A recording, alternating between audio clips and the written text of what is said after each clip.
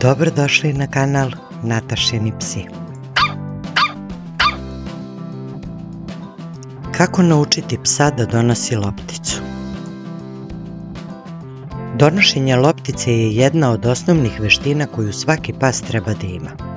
Ne samo da je zabavno za vlasnika i psa, već također pomaže u izgradnji povezanosti između njih. Međutim, neki psi mogu imati problema sa ovom veštinom, posebno ako nisu dovoljno motivisani ili ako nisu pravilno trenirani.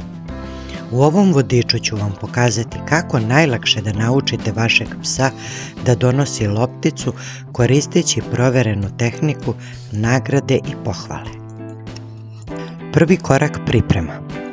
Pre nego što počnete sa treninzima, potrebno je da pripremite sve što vam je potrebno.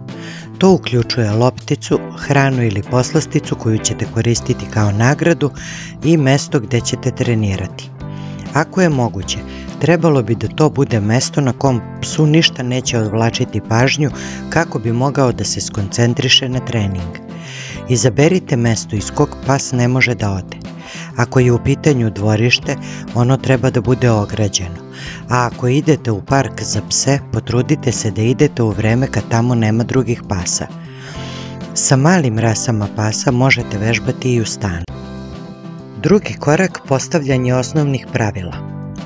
Prije nego što počnete sa treninzima, potrebno je da postavite osnovna pravila koja vaš pas treba da poštuje. To uključuje stavljanje loptice na zemlju samo kada vas pogleda i čeka vašu naredbu. Treći korak: početni treninzi. Sada kada ste pripremili sve što vam je potrebno i postavili osnovna pravila, možete početi sa treninzima. Prvi korak je da psu pokažete lopticu i izgovorite loptica i da ga nagradite hranom ili poslasticom kada je pogleda.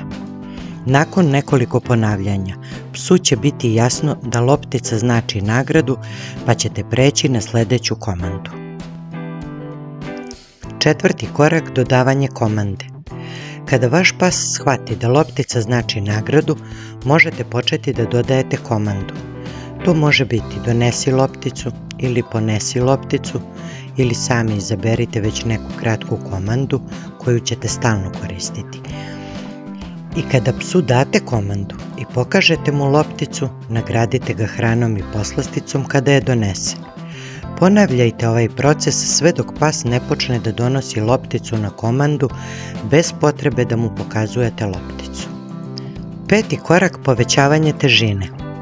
Kada vaš pas uspešno nauči da donosi lopticu na komandu, možete početi da povećavate težinu treninzima.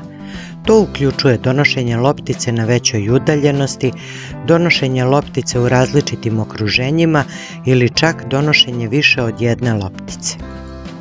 Šesti korak: pohvale i nagrada. Kao i kod svakog treninga, važno je da vašem psu date dovoljno pohvale i nagrade za svaki uspeh.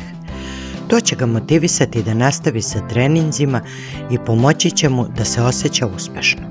Donošenje loptice može biti izazov za neke pse, ali ako se pridržavate ovih koraka i koristite nagrade i pohvale, vaš pas će uspešno naučiti ovu veštinu. Važno je da treninzima pristupate sa strpljenjem i da se zabavite sa svojim psom dok ga učite novinama. Vežbajte svakodnevno, ali ne duže od 15 minuta. Hvala na gledanju!